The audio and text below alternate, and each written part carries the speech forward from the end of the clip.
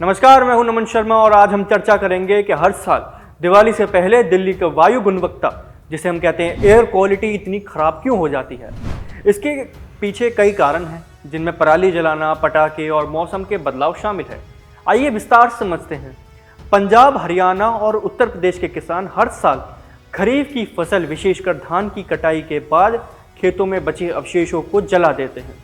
पराली जलाना आसान है, सस्ता तरीका है, लेकिन इसके भारी मात्रा में धुआं भी फैलता है। प्रदूषण तत्व हवा में फैल जाते हैं, जो हवा की गुणवत्ता को बेहद खराब कर देते हैं। सरकारें पराली जलाने पर प्रतिबंध करती हैं और इसके वैकल्पिक उपाय भी सुझाती हैं, लेकिन किसानों को उन उपायों को अपनाने में कई चुनौतियों का सामना करना पड़ता है, जैसे कि उच्च लागत और सीमित समय।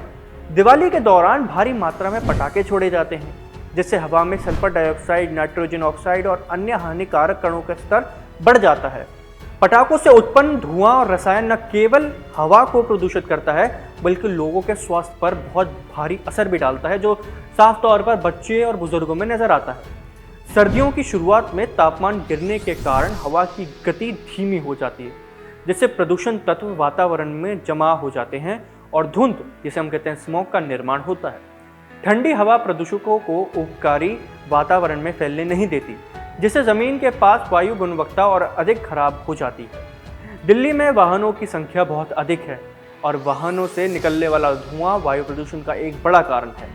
पेट्रोल और डीजल वाहनों से निकलने वाला धुआं नाइट्रोजन ऑक्साइड और PM 2.5 कणों को बढ़ाता है, जो स्वास्थ्य के लिए बेहद हानिकारक है। दिल्ली में चल रहे निर्माण कार्यों से उत्पन्न धूल भी वायु प्रदूषण में योगदान देती है। निर्माण स्थलों पर उचित धूल नियंत्रण उपायों की कमी से स्थिति और भी खराब हो जाती है। हर साल दिवाली से पहले दिल्ली की वायु गुणवत्ता में गिरावट कई कारणों का परिणाम है, जिसमें पराली जलाना, पटाखों का उपयोग, मौसम के बदलाव, वाहन प्रदूषण और निर्माण कार्य शामिल हैं।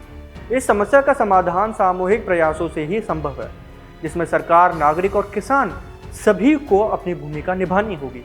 प्रदूषण कम से कम करने के लिए हमें जागरूकता बढ़ानी होगी और पर्यावरण के अनुकूल उपाय अपनाने होंगे।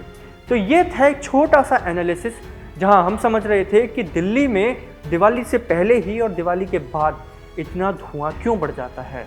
फिलहाल के लिए सिर्फ इतना ही। देश और दुनिया की तमाम खबरों के लिए आप हमारे चैनल को सब्सक्राइब करिए। मैं हूं आपके साथ नमन शर्मा।